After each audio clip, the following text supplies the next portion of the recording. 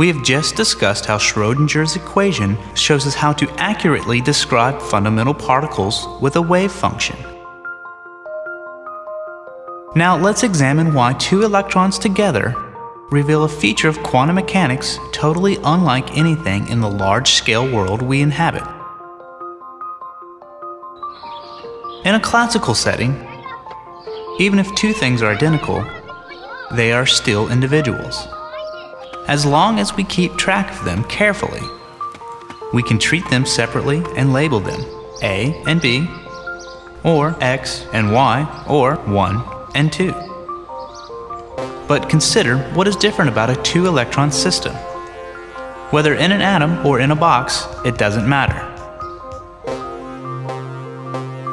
Since the two electrons are consistently phasing in and out of existence, and since they are absolutely identical, it is impossible to keep track of specific individuals. Because of this, we must use a combined wave function to describe the pair rather than using two individual wave functions. This new two-particle wave function will have two parts to it, and those parts will either add or subtract. Physicists would say this makes the wave function either symmetric or antisymmetric. And it turns out that only the antisymmetric function works for the electrons, and quarks, and protons, and neutrons. Let's let this red wave represent the first part of the combined wave function, and this green wave represent the negative of the second part.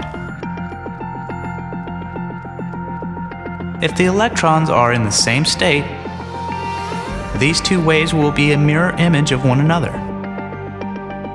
As one goes up, the other goes down in perfect synchrony. So when we combine them, we get no wave at all.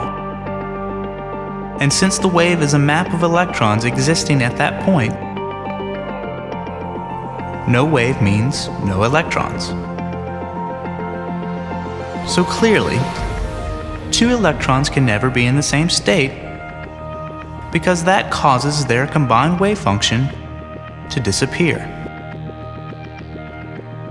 Now the only components making up the dynamical state in the atom is the shell it occupies, and another property that electrons have called spin. You can think of electrons as little spinning tops if that helps.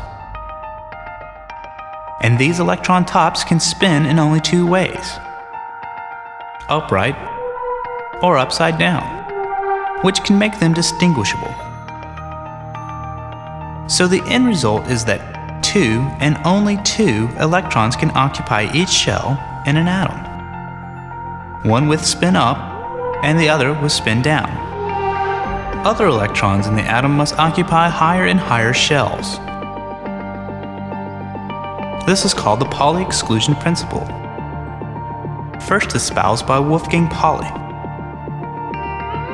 Without this exclusion, all electrons would occupy the lowest energy state, and atoms would behave very differently,